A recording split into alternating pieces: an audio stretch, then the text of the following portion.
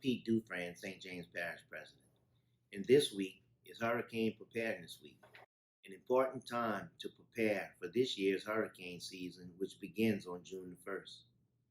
We all know how difficult and devastating Hurricane Ida was. One of the biggest challenges we faced was the short time to prepare. From the time Hurricane Ida started forming to when it made landfall was only 48 hours. And I'd like to ask you, if a storm were to make landfall in the next 48 hours, would you be ready?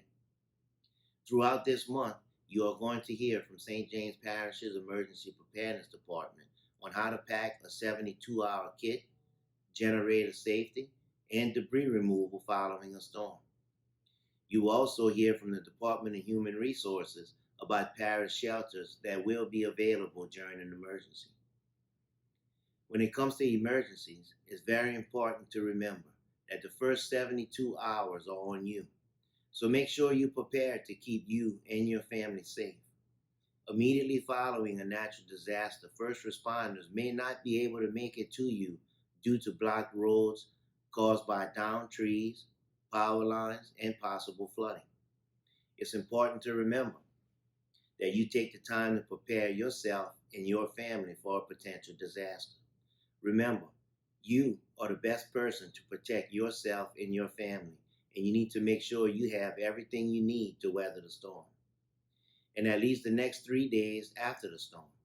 Let's not forget, we are without power for a full 14 days following Hurricane Ida. And please remember your neighbors. Working together can be a big help in a time of crisis. Help us to help you, and let's work together as a community. Now, I know we all want things to get back to normal as soon as possible, so we got to be realistic. Emergency responders are doing the best they can, but can't be everywhere at once. So we have to take responsibility for our own safety immediately following a storm. Please take the safety tips shared throughout this month into consideration as you prepare your home and your family for a hurricane season.